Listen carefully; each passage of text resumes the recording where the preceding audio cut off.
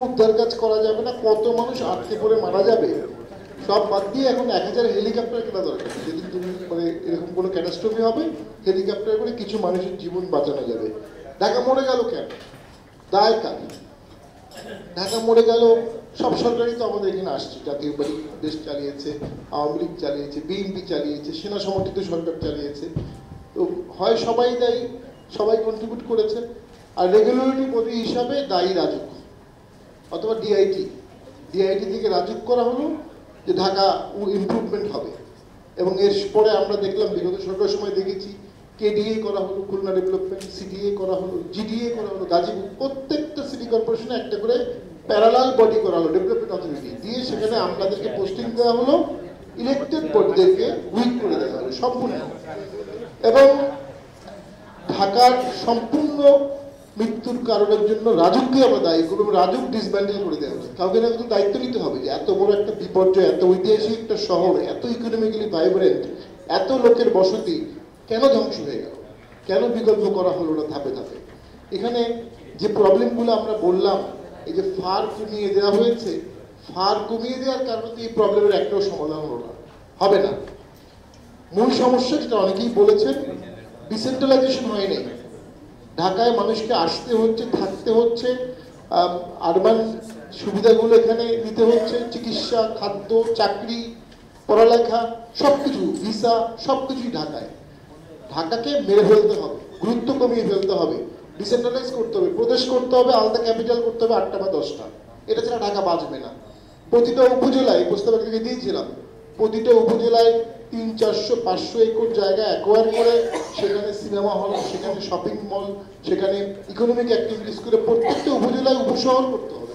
Design, elegance, beauty, সেরা পণ্য সবার জন্য জেভিকো। গ্রামগুলোকে শহরের মতো ফ্যাসিলিটিস করলে ঢাকার চাপ একটু একটু কমবে। ঢাকার যে চাপ এখন আসতেছে বা হচ্ছে, এই চাপ অব্যাহত থাকলে ফেরেশতারা এসেও ঢাকাকে বাঁচাতে হবে। পৃথিবীর সর্বশ্রেষ্ঠ আর্কিটেক্ট, সর্বশ্রেষ্ঠ নগর পরিকল্পনাবিদ, সর্বশ্রেষ্ঠ সরকার আসলেও ঢাকা সেফ হবে না। মোহাম্মদ বিন তুগলক একবার হঠাৎ করে বললেন দিল্লির রাজনীতি চেঞ্জ করে উনি দৌলতাবাদে চলে যাবেন। দিল্লিতে কনস্ক্রিপশন ঘোষণা করে দিল্লির সমস্ত লোককে নিয়ে দৌলতাবাদের দিকে যাওয়া শুরু করলেন। যাত্রাপথে দিল্লির 10% লোক মারা যায়, 10% লোক রাস্তায় মারা যায়। অর্ধেক রাস্তায় কি উনি আবার ফেরত আসেন দিল্লি, এখন দিল্লিতে ফেরত আসো, আমি আর দৌলতাবাদ যাবো না। কারণ ছিল কি? অনেকে বলে পাগলামি। মূল কারণ হচ্ছে দিল্লি বাসযোগ্য ছিল না। এই 6 মাসের জার্নিতে দিল্লি আবার বাসযোগ্য হয়ে গিয়েছিল।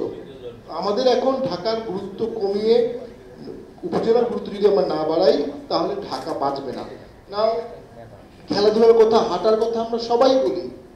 এই শহরে জমির দাম 1 কোটি থেকে 5 কোটি, 10 কোটি, 20 কোটি। কোন লোক তার জমি খেলার মাঠে দেবে?